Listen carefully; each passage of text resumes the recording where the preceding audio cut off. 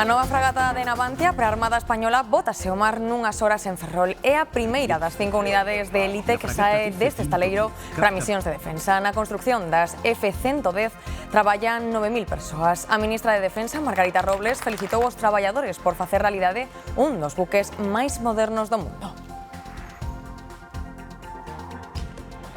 Os Estados Unidos espertan conmocionados polo asasinato do activista e aliado de Trump, Charlie Kirk. Matárono dun disparo no pescozo cando daba un discurso ante milleiros de persoas na Universidade de Utah. E a caza dun ladrón no Porriño deixa estas escenas de película, gravadas dende o coche patrulla. Os axentes lanzáronse detrás do condutor deste coche roubado a toda velocidade e saltando todos os sinais. O ladrón acabou estampado contra unha barreira de protección e detido. A primeira grande exposición de Annie Leibovitz en España estará na Coruña da man da Fundación Marta Ortega. O 22 de novembro abrirá esta retrospectiva da fotógrafa estadounidense, autora de algúns dos retratos máis icónicos dos últimos 50 anos, entre eles o dos reis de España.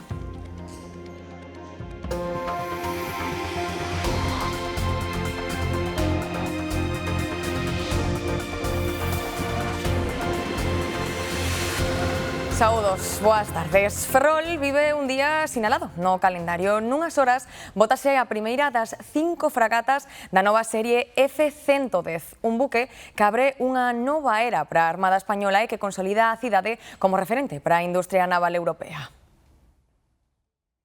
Va a ser uno de los buques escolta multipropósito más modernos del mundo. A fragata do futuro xa está presente. Nunhas horas coincidindo coa preamar, a F-111 Bonifaz estrearase na auga. Esta mañá asinouse a súa entrega oficial á Armada. Vais a llevar un gran barco.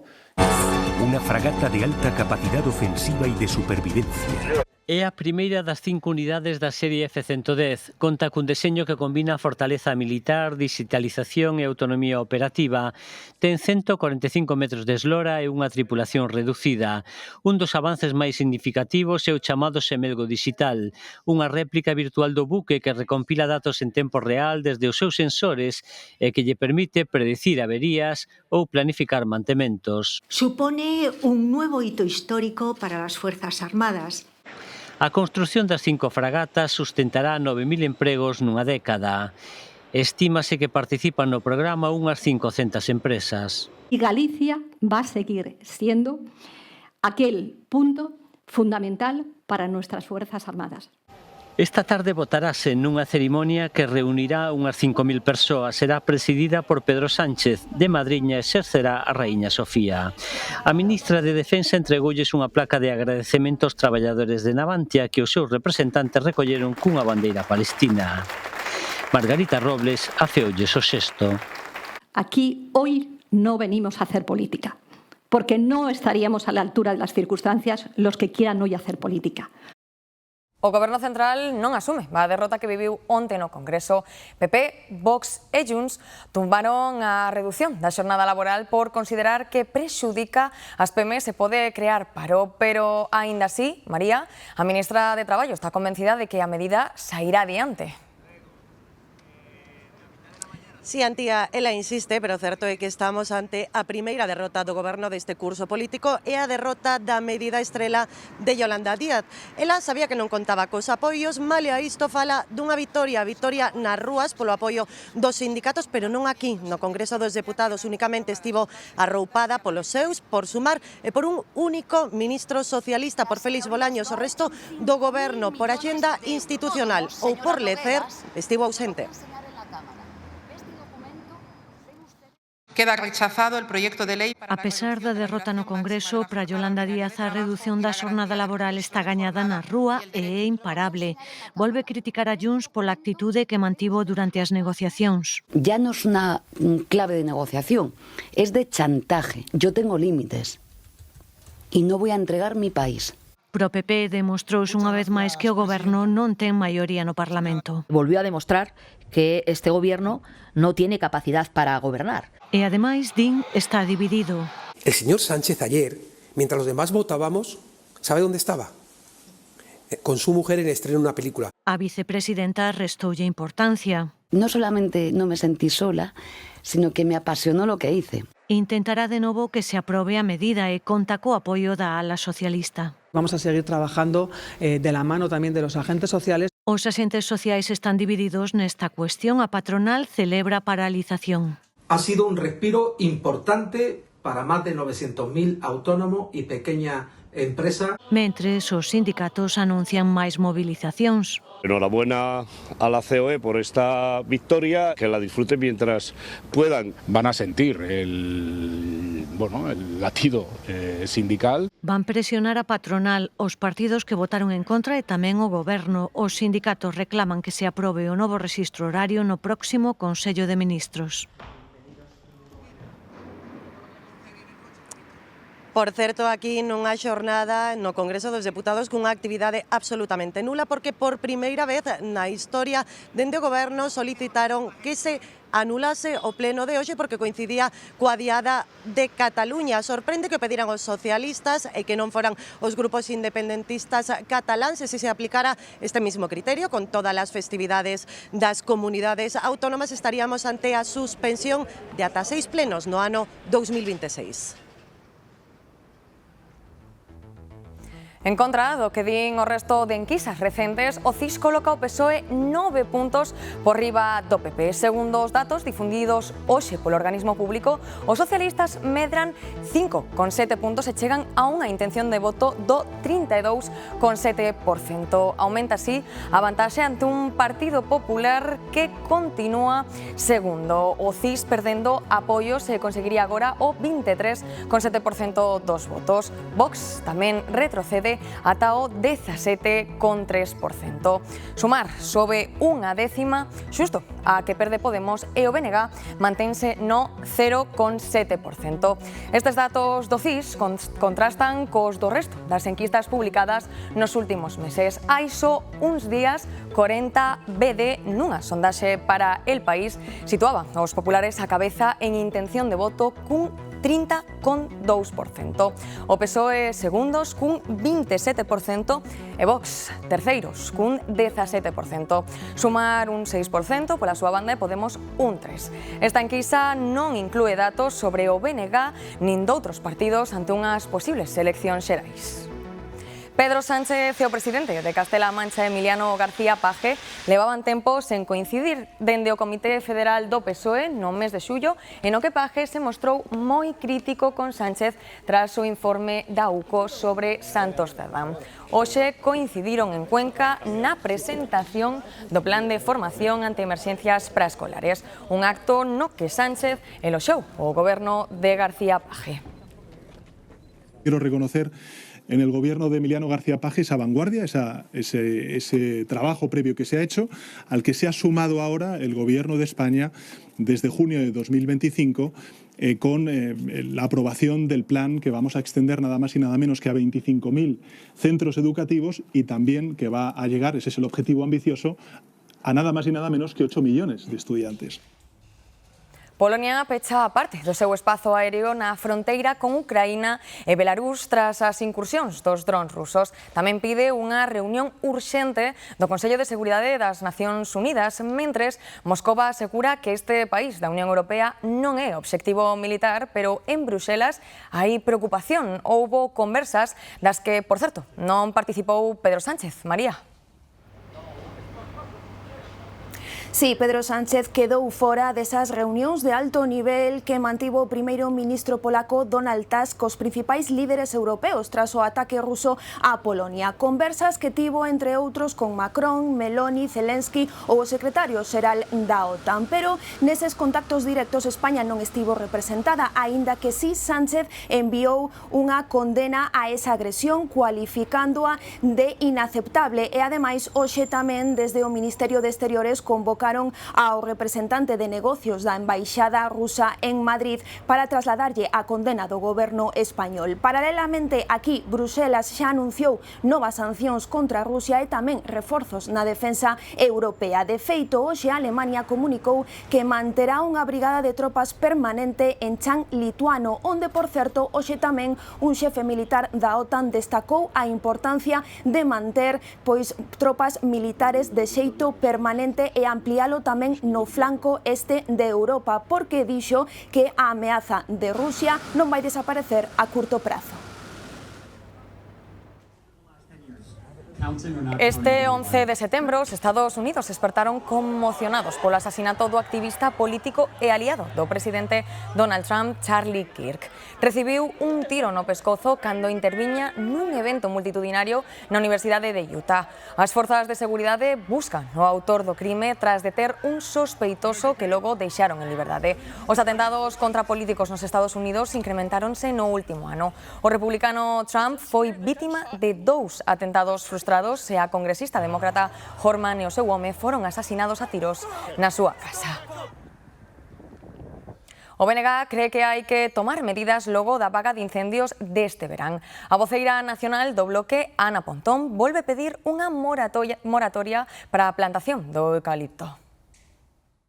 A moratoria na plantación de eucalipto, tendo en conta que xa hai máis de 300.000 hectáreas das previstas e expandir esta especie é un risco en pleno cambio climático e, desde logo, unha política que o único que fai é alimentar os incendios. E, por último, entendemos que hai que ir a revitalizar o noso medio rural apoiando a quen realmente quere producir. Estas brigadas están traballando en Valdeorras para evitar que as cinzas dos incendios cheguen a puntos de captación de auga para o consumo humano e a contaminen.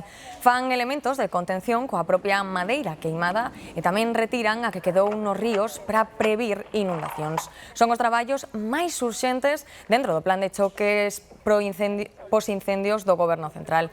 Van a actuar sobre 2.000 kilómetros de ríos que están afectados dentro do perímetro dos incendios na Confederación Hidrográfica Miño-Sil. Plan de choque, 6 meses, 200 personas, 20 brigadas, prioridades ás zonas de captación de auga e, en segundo lugar, ás zonas ARS e as zonas de peligro de inundación e logo a onde podamos chegar. Un veciño da Pobra de Trives de 80 anos está imputado como presunto autor dun incendio en Chandrexa de Queixa. Non o Grande de Agosto, senón outro que queimou pouco máis de 18 hectáreas o pasado 8 de setembro. A orixe do lume foi unha queima non autorizada nunha leira. E os populares galegos poñen o foco nas axudas do goberno galego aos afectados polos incendios forestais. A secretaria xeral do PPDG, Paula Prado, destacou no concello ourensán de Vilariño de Conso que os veciños de moitos concellos xa as comezaron a cobrar. Efectivamente, os veciños e veciñas xa están pedindo as axudas e mesmo estes días pois xa se están cobrando. Son axudas que están exentas de tributación, son axudas que se lles facilita moito a xente para pedilas en canto á burocracia e tramitación, é unha tramitación fácil. Hoxe declarou ante o xuízo o alcalde de Verín o socialista Gerardo Seoane por un presunto delito de prevaricación urbanística e contraordenación do territorio. Está acusado de facer obras preto dunha igrexa catalogada por patrimonio sen proxecto técnico nin autorización da Xunta. El defende como actuou. Di que as obras eran para mellorar a seguridade dos veciños e que non tiñan complexidade técnica, nin afectaban tampouco a igrexa, polo que non precisaban dos permisos. Enfróntase a 6 anos de cárcere e 12 de inhabilitación.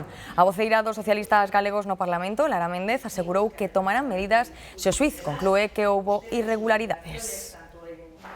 Si houve algunha irregularidade administrativa ou algunha cuestión, será dilucidada polos xulgados oportunos e, evidentemente, pois, en función do resultado, como sempre, o Partido Socialista pois, tomará as medidas oportunas e pertinentes con rapidez e con rotundidade, como fai o fixo e o fará sempre. O rural galego está cheo de oportunidades. A lo menos así o ven moitos emprendedores que apostan por instalarse en concellos fora das grandes urbes. Algúns destes proxectos analizáronse no Congreso Anual da Asociación Galega de Novos Emprendedores e que se celebrou en Ferrol. O rural ofrece numerosas vantaxes á hora de emprender. Podes ofertar unha calidade de vida aos empregados moito máis alta. Incluímos cosas como salario emocional, que non é o mismo traballar aquí, que ter que desplazarte unha hora, que ter que tener un alquiler que leva o 60 ou 70% do salario. Calidade de vida, menos custos e a mellor forma de combater a despoboación. Y realmente creo que es una tierra que lo tiene todo, no solamente para que se pueda, sino para incluso fomentar. Es que es un sitio perfecto, de lo que hablábamos antes, ¿no? La calidad de vida que hay aquí es muy difícilmente igualable en otros sitios. Estes empresarios proceden da empresa familiar que tamén tiveron que reinventar para seguir pa diante. Aí va unha empresa como Maruxas de Nata que se dedica a unha produción ecolóxica, a unha produción pequena, un obrador pequeno, ali no medio do rural. Evidentemente o rural non pode perder a súa esencia de sector productivo, de produción primaria, pero por que non complementalo co sector servicios, co sector turismo? O de reinventarse tamén o sabe ben José Elías, que tras arruinarse, hoxe é un dos empresarios máis importantes deste país, cun patrimonio de máis de 900 millóns de euros. Y que en el rural hay muchas oportunidades, lo que sí que hay que poner es de manifiesto que no solo son oportunidades lo que hay que aprovechar, sino hay que generar un ecosistema para que el rural pueda desarrollarse. Este congreso é un espazo no que os novos emprendedores buscan a inspiración e confianza necesarias para desenvolver as súas ideas. Na clausura deste congreso, o presidente da Xunta destacou o papel do emprendemento na construcción do futuro de Galicia. Alfonso Rueda defendeu que para manter o rural vivo ten que haber actividade económica. E para iso dixo compre garantir a remuda xeracional, as boas comunicacións e servizos de calidade. Ese detalle tan maravilloso. Unións Agrarias pide máis inspeccións nas adegas para que paguen a uva por riba dos custos de produción, tal e como exixe a lei da cadea alimentaria. O Sindicato Agrario alerta de que o excedente nesta vendima provoca unha caída drástica dos prezos da uva en orixe. Queremos pedir á Xunta de Galicia de verdad que se paralicen de algún xeito, que se articulen mecanismos para paralizar as grandes plantacións que se siguen ligando en algúns casos as adegas e co que están facendo de incrementar a produción cando non sabemos e temos esta incertidumbre de produción onde non sabemos como vamos a colocar a cantidad de produción que temos neste momento. Expertos internacionais defenden as propiedades que ten o consumo de peixe para a saúde. A prohibición do atún nos colexios franceses preocupa o sector conserveiro que, por outra banda, destaca a situación óptima das pesquerías deste peixe para conservas. O contido de metais pesados no atún como mercurio levou a 6 cidades francesas a prohibir o seu consumo nos comedores escolares. Un dos principais expertos internacionais en investigación biomédica rexeita esta idea e defende os estudos que proban a importancia do seu consumo para a saúde. Nick Ruston di que os médicos teñen que conseguir trasladar á sociedade que a cantidade de selenio que contén o peixe é máis que suficiente para evitar o efecto danino do mercurio. Neste sentido, o sector pide un cambio na normativa científica. É que as normativas están antigas e que hai que adaptarse aos novos tempos científicos. Por exemplo, en Anfaco triamos coas tecnoloxías sómicas que é unha revolución que podemos chegar a ver as rutas metabólicas dos alimentos e estamos demostrando isto. E a ciencia, que recordo hace non moitos anos decían que os pescados azules eran malos ou que os ovos eran malos. E agora demostramos que é xusto o contrario. Durante a primeira xornada da Conferencia Mundial do Atún, o sector destacou a boa saúde da que gozan as pesquerías. Que das 3 especies de atún tropical, as 2 que están mellor conservadas son aquelas que se pescan co arte de cerco e cunha autorización preferente pola industria conserveira. Os retos actuais desta industria centraron a xornada en especial a competencia desleal de países como Tailandia que non cumpren as normas internacionais.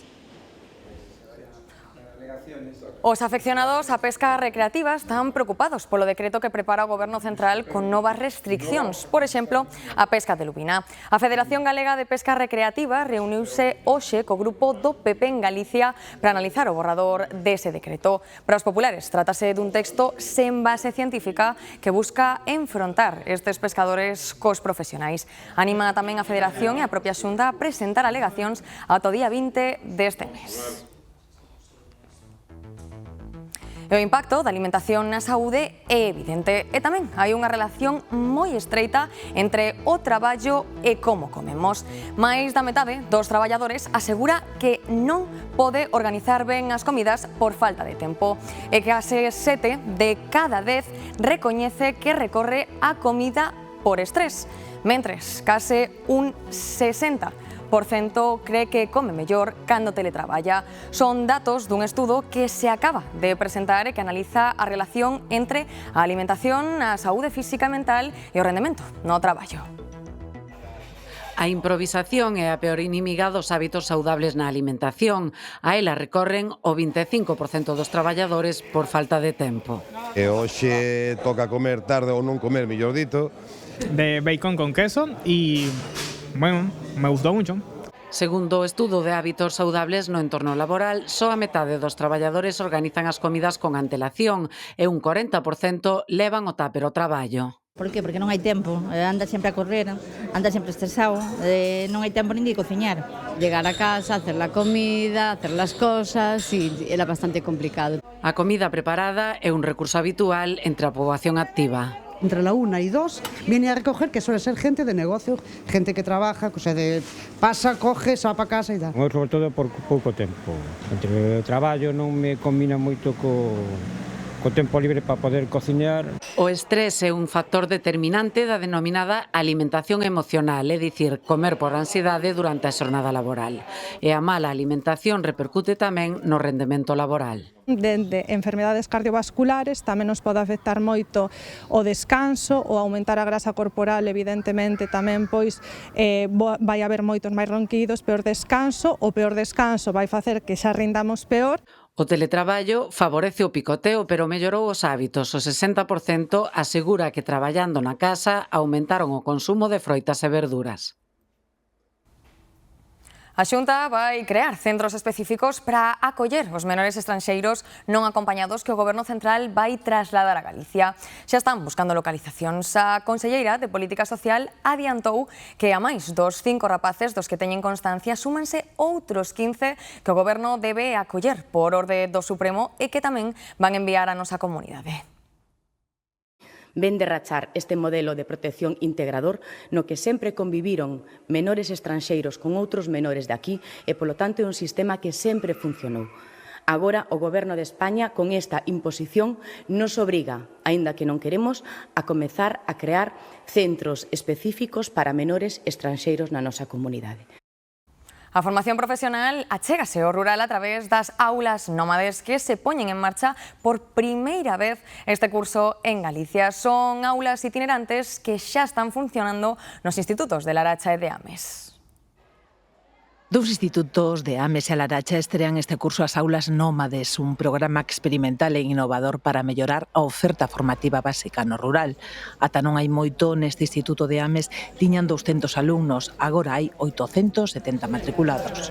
Non nos quedaban xa aulas dentro do centro, por eso tuvemos que recurrir a que nos fixeran algo para poder impartila. Imaxe persoal, eses son os estudos cos que se estrean estas aulas nómades. Son nómadas porque permitirá que no seu momento podan trasladarse a outro centro educativo, se ese é o caso, para que tamén non teñamos a mesma oferta de xeito continuado nos centros, sino que poda haber unha oferta variada. A incorporación deste ciclo permítelle a rapazada da contorna estudar o que queren sen ter que trasladarse. O máis próximo que terían é no IES Lamas da Abade, que pasa que un ciclo o básico de peitado e estética sempre está cuberto, entón ofrece esa posibilidade de ter máis opcións, e eles veñen aquí felices porque moitos son da contorna, non? E non ter que desplazarse a Santiago, moito mellor. Me llamó mucho la atención de que lo tuviese cerca y vine y me apunté y estoy contentísimo. O deseño, acondicionamento e a instalación de fontanería, electricidade e climatización da aula realizounos o alumnado dun centro de FP de Lugo. Ven que as súas prácticas, a elaboración do seu traballo, pois ten un fruto. Esta aula non ten nada que endexarlle a outras. Total e absolutamente confortable, inclusive podemos decir mellor que moitas delas, porque temos todo preciso e necesario e de feito eso, está feito xa por propios alumnos de FP e iso que máis a enriquece, que é de FP para FP. As presas por conseguir un piso aumenta o risco de caer nunha estafa como a que sufriu un estudante universitario de Vilagarcía. Pagou unha fianza de máis de 650 euros como reserva e acabou quedándose en nada, nin cartos, nin piso. A desesperación por atopar piso lévanos moitas veces a cometer imprudencias á hora de alugar dende fiarnos de imaxes que parecen reais pero son creadas con intelixencia artificial ata creer na palabra dun descoñecido e aboar a fianza sen tan sequera ver o piso. Díxenlle, mira, eu non podo permitirme ir a Madrid, gastar todo o dineiro, loitar con outras 15 persoas da visita e irme de Madrid sen ningún piso. Así que pode haber algún método de que eu pague unha reserva e xa me quedo con ele. E nixo, sí, claro, a bona fianza xa estaría. O luns vas a visitalo, de repente cheguei a Madrid e non tiña onde dormir. Moitas veces caemos na trampa incluso realizando unha pequena labor de investigación, falando co suposto caseiro por chamada, comprobando o seu nome e o seu número de DNI e incluso constatando que esa dirección existe. Esta aplicación de Google Earth podía visitar virtualmente a calle e decía, bueno, sí, ese piso está aí bien situado, portal é certo, mesmo o DNI do, en teoría, propietario piso tamén existía. Para evitar este tipo de estafas, os profesionais inmobiliarios reiteran que a opción máis fiable é sempre ver o piso en persoa ou a través de alguén de confianza e comprobar que existe. Un dos inquilinos que veña, faga un viaxe e veña aquí a confirmar que existe a inmobiliaria, que existe o piso, que está todo ok, ou se ten algún familiar ou alguén de confianza del que poida, lógicamente, verificar todo. O Banco Central Europeo mantén os tipos de xuro no 2%. Decide conxelalos por segunda vez consecutiva despois de recortalos ata en 8 ocasións. O organismo dá por controlada a inflación e cree que a economía europea está crecendo a bo ritmo. Se fora a cobrar €1 por cada mechero, estou te dicindo que menos de 110.000 euros non entregaría a colección. €1 simplemente, porque debo ter aí 3 ou 4.000 que non están catalogados aínda. É difícil poñerlle un prezo á colección de chisqueiros que garda Ángel Vieira na súa casa de Tomiño. Leva 35 anos apañándoos por todo o mundo e xa ten máis de 100.000 catalogados. Nuns minutos veremos as pezas máis curiosas desta colección de récord. Un incendio calcinou esta noite unha nave do polígono industrial do Ceao en Lugo. Os bombeiros puideron evitar que as lapas alcanzasen outras empresas, pero a nave afectada sufriu danos moi importantes. Cintia. Bo día, así é, o incendio calcinou parcialmente esta nave, unha nave que se dedica á venda, aluguer e reparación de carretas elevadoras. Foi Prosegur o que deu a voz de alarma ao propietario, tamén os viandantes que pasaban pola zona preto das 9:30 da noite. Polo momento non se coñecen as causas polas cales se orixinou este incendio, pero sí que tiveron que vir os servizos de bombeiros de Lugo con gran rapidez para extinguir o lume. Ademais, había material inflamable, polo que había risco de que estas lapas saltasen ao taller colindante que se atopa xusto ao carón desta nave, e tamén a esa mesma hora había operarios traballando neste taller, polo que foi preciso desaloxalos. Como decíamos, non houbo que lamentar danos persoais, pero os bombeiros tiveron que facer un servizo de vigilancia durante toda a noite debido ao perigo que supoñía que as lapas se reavivasen e rexurdisen o incendio. Como decimos, a estructura, polo que sabemos ata o de agora, non sufreu graves danos, pero sí que se presume que os danos económicos poden ser bastante elevados. Por causas que se descoñecen, á primeira hora da noite comezou a arder unha nave no polígono do Ceao, en Lugo, dunha empresa dedicada ao alugueiro e a reparación de carretillas elevadoras. No seu interior gardábanse 30 destes aparellos, 4 vehículos, ordenadores ou repostos altamente inflamables, como baterías de litio. Varias dotacións dos bombeiros municipais estiveron a traballar durante máis de 3 horas na extinción das lapas nun incendio cunha alta carga térmica. Neumáticos, baterías, pois valvulinas, aceites, e despois moito cartón tamén polas caixas que embalan todos esos filtros e todo ese material. Dentro que tiñamos é eso, prácticamente ao que nos dedicamos, carretillas elevadoras, nosas, de clientes, había bastantes, e despois a parte de valor, claro, tiñamos as furgonetas, os coches taller. Pendentes aínda de valoración, estímase que as perdas económicas ascenden a centos de miles de euros. A isto hai que engadir os danos nos locais lindeiros, como un taller de vehículos industriais, unha nave de palés e outra de transportes, danos que foron minimizados pola rápida actuación dos bombeiros. Avisáronme de que estaba ardendo a nave do lado, entón vin rapidamente, abrimos as portas todas e botamos os camións fora de aquí. Este é o terceiro incendio registrado no Ceao nos últimos 4 anos. En 2021 chegaran a arder ata 7 naves, mentres que en 2024 2 traballadores resultaran feridos. Nesta ocasión, non houbo que lamentar danos persoais. Son os vestixios dunha antiga fábrica de tellas en Cambados. Calculan os veciños que as instalacións levan polo menos 30 anos abandonadas, así que as xiñas se estendeu a alarma cando a plena luz do día viron saír fume dunha das naves. Movilizáronse os bombeiros do Parque de Ribadumia, a Garda Civil e a Policía Local de Cambados. Extinguido o lume, a sorpresa foi descubrir que o que se queimara eran quilos e quilos de cable de cobre. Botáranlles algún acelerante para que prenderan ben e plantáronlles lume para supostamente derreter o recubrimento plástico e deixar o cable limpo, un modus operandi habitual para cobrar máis por el no mercado negro. E pensan que os que o fixeron están decididos a leválo de aquí porque xa faltou cable. A investigación está aberta e a vixilancia da zona activa. E atendan a persecución policial de película que se viviu no Porriño. Os axentes arrestaron un home fuxido da xustiza cunha decena de ordes de busca por diferentes delitos, pero antes tiveron que ir detrás del, ia a toda velocidade volante dun coche roubado.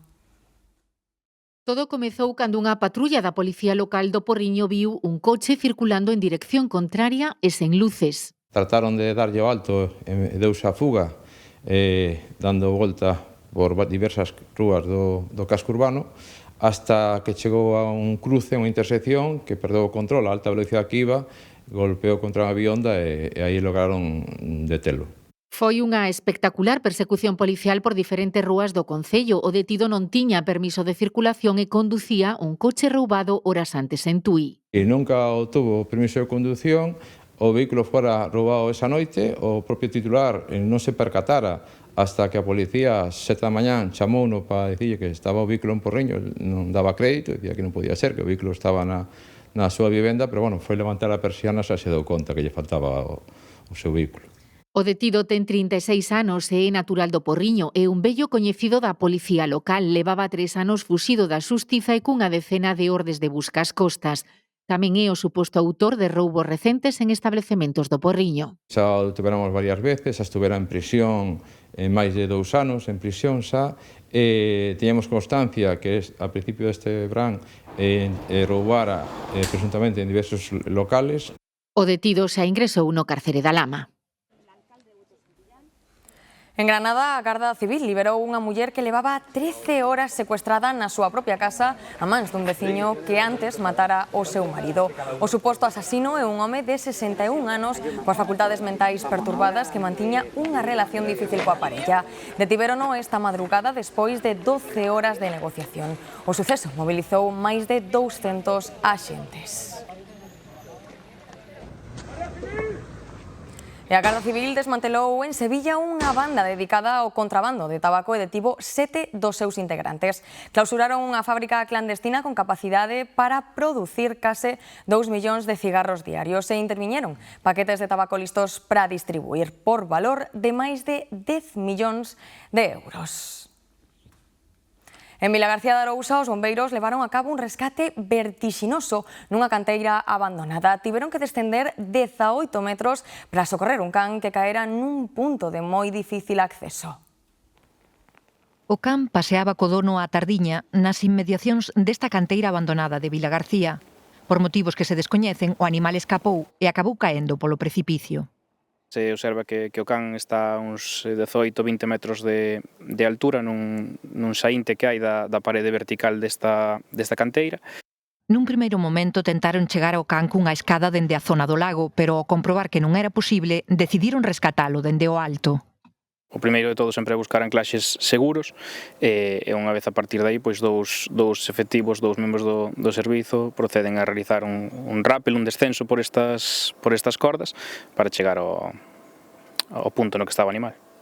A escasa luz que había no momento e o terreo esvaradío complicaron o rescate, que se prolongou durante máis de 2 horas. Foi un rescate de película, pero non tivo final feliz. Cando os equipos de emerxencia chegaron onde estaba o can, comprobaron que estaba morto e só puideron levantar o seu corpo.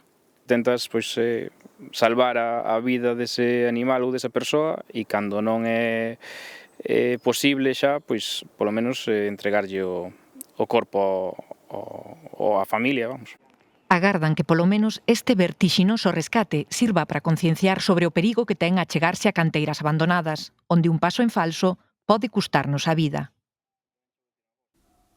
A lei recoñece os animais como seres con sentimentos e iso reflíctese en sentenzas curiosas como a que acaba de editar a Audiencia Provincial de Pontevedra. Concedeulle un réxime de visita a un divorciado para que poida ir ver a súa cadela, Alejandro, a pesar de que ten unha orde de afastamento da exmuller.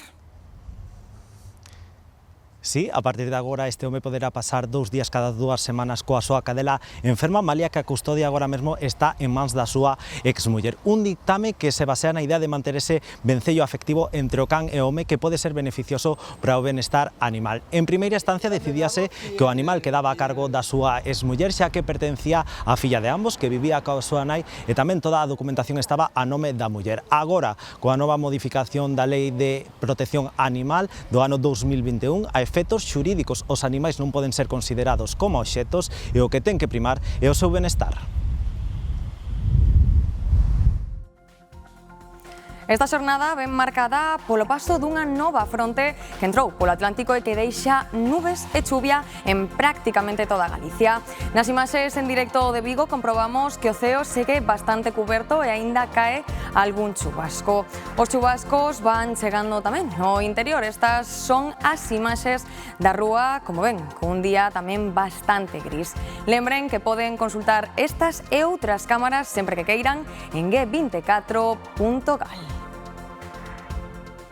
Desde logo está un tempo perfecto para quedar na casa vendo unha serie, pero ollo, facer un maratón de series cansa o cerebro. As novas plataformas digitais fixeron que os contidos sexan case infinitos, pero se consumimos demasiado, a nosa memoria empáchase e pode acabar fallando.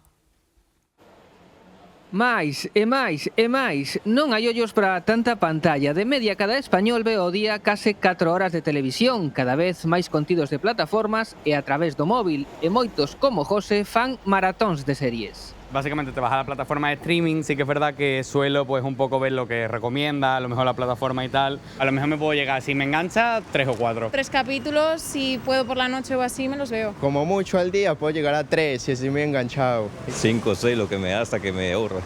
Pero a tele empacha. Está demostrado que demasiadas opcións en realidade complican tomar unha decisión e a pantalla a que acaba elixindo por nós. Os especialistas din que o consumo masivo de contidos audiovisuais chega a saturar o cerebro. Se vemos demasiadas cousas seguidas, por exemplo, demasiados capítulos dunha serie, falla a memoria e esquecemos o que vimos antes. Lembrades o que había nos outros monitores? Ademais, como co algoritmo, o noso cerebro tamén tende a buscar o que xa viu antes. Comprobamos na nosa propia casa e en agalega.gal, como no resto das plataformas, a maioría das series míranse en plan maratón. Algúns dos que máis consumen as series en atracón son os nosos pequenos. En xabarín.gal todas as series da cativada son consumidas en formato atracón. Por certo, sabedes cales son as series máis vistas en agalega.gal? Pois as clásicas, Matalobos, Mareas Vivas ou Pratos Combinados. Teño cara de parvo. Pois non che sabía dicir, son moi mal fisioterapeuta. Fisionomista. Eso. O que a vostede é un trastornado. Sanxenxo acolle esta fin de semana a 10ª regata Rei Xoán Carlos I, que reunirá a partir de mañá máis de 180 barcos de 11 países. O equipo liderado por Don Xoán Carlos navegará a bordo do Erika, porque o Bribón está xa nos Estados Unidos, onde competirá nuns días no Campeonato do Mundo. O Rei xa está en Galicia, tomou terra este mediodía no aeroporto da Coruña porque o de Vigo estaba pechado pola néboa. En Galicia temos a maior colección privada de chisqueiros de España. Pertencen a un veciño de Goián, en Tomiño, que chegou a xuntar máis de 100.000. Tenos todos catalogados, aínda que recoñece que apenas ten espazo na casa para guardar máis. En caixas, en vitrinas, en estantes, no salón ou no faiado, xunta a maior colección de chisqueiros de España non é doado. Ángel leva décadas reuníndos. Fai uns 35 anos que a miña irmán os coleccionaba. Eu, claro, andando por onde andaba, os miraba e me gustaban e os iba traendo, hombre, non eran moitos, 10, 20, a veces 30. Tenos por categorías, dende os máis impresionantes, os que precisan pilas para funcionar, ata os de propaganda máis habituais. Pode ser un animal, pode ser unha moto, unha bicicleta, un coche, un avión, un helicóptero. Estes acendedores representan todo tipo de formas e obxetos. Foinos conseguindo nas súas viaxes polo mundo traballando nun barco e algún deulle algún susto. Realmente non podes andar con eles, sobre todo que son armas, porque son réplicas, sobre todo en Estados Unidos. En Miami e en San Diego tuven problemas a raíz de que non me digas como sabían quen era eu, me estaban esperando, me mandaron ir á terminal, abrir as maletas e entregalos eu explicando que eran chisqueiros, pero non valeu de nada. Os seus 101.000 chisqueiros son só unha das coleccións que ten na casa. Tamén ten afección polas xerras de cervexa e mesmo por merchandising de Coca-Cola, do que conseguiu ata caixas de ferramentas ou paneiras. Moitos estancos están diversificando o seu negocio por mor das novas restricións, entre elas a prohibición de fumar nas terrazas de bares e restaurantes. Eu penso que a xente se pode propoñer, pois mira, vou acabar deixando de fumar. É un fastidio. Fun moi fumadora. Son ex-fumadora. Yo non fumo. Os estancos ven como a marxe dos seus negocios se reduce cada vez máis, así que para intentar manterse non lles quedou outra que ampliar a súa oferta. Un pouco de todo, artículos de regalo, flores e ao final, porque ao final solo co tabaco, a verdad é que moita xente está deixando de fumar, eso é verdad. Eso está planteando a base de todo isto, non? E ao final tens que vender de todo. Ter paquetería, vender flores, artículos de regalo, cromos pos nenos, de todo. Que polo menos. Trabajamos mucho paquetería, eso está en pleno apogeo. También tenemos tema de comestibles, bebidas, entonces eso todo pues picas de aquí, da servicio, ¿no? Pues de paso que voy a dejar un paquete, te compro tabaco, compro allí el agua o tal, entonces vamos picando de aquí y de allá como hormiguitas. Lamentan que con cada nova restrición ao consumo de tabaco perden clientela. A Fundación Marta Ortega anunciou este xoves que Annie Leibovitz será a protagonista da súa próxima mostra. A primeira retrospectiva organizada en España sobre a célebre fotógrafa estadounidense poderá visitarse na Coruña a partir do próximo mes de novembro. Eduardo. Sí, a poucos días de que peche as súas portas a mostra dedicada ao británico David Bailey, a Fundación MOB dobra a súa aposta e anuncia a chegada inminente de Wonderland, a que será a primeira exposición en profundidade que se organiza en España sobre a obra de Annie Leibovitz. Vai estar aberta aquí, neste peirao de batería da Coruña, entre os días 22 de novembro e 1 de maio. Leibovitz, que hai cousa dun ano presentaba ese icónico retrato que fixo dos reis de España, leva máis de medio século fotografando celebridades e asinando imaxes tan icónicas como a de John Lennon espido abrazado a Yoko Ono, a de Demi Moore embarazada de 7 meses no cumio da súa popularidade como actriz ou a da portada do emblemático Born in the USA de Bruce Springsteen. O seu traballo en cabeceiras como a Vanity Fair, Vogue, The New York Times e, por suposto, Rolling Stone avalan a trayectoria desta fotógrafa estadounidense. E finalmente o mural da artista viguesa Eva Casais foi elixido o mellor do mundo pola plataforma Street Art Cities. A obra enche de cor e vida as instalacións da protectora Os Bíos Bardos en Pontevedra e mostra que os animais poden ter sentimentos como as persoas. Este mural competiu con outros de máis de 80 países e conseguiu o primeiro posto pola súa calidade e orixinalidade. Os entroidos de Manzaneda, Vilariño de Conso e Viana do Bolo na provincia de Ourense xa son festa de interese turístico nacional. O Boletín Oficial do Estado publica hoxe ese recoñecemento. Con el ponse en valor o carácter ancestral e os valores culturais destas celebracións de Oriente ourensán, ademais do seu atractivo turístico. Esta noite volve o programa que vai revolucionar Galicia, o Land Rover, con Roberto Vilar a cabeza. Ven con novas probas, sketches e invitados de luxo. Así vai entrar Roberto Vilar na súa nova tempada. Estás convidado á inauguración da temporada número 12 de Land Rover.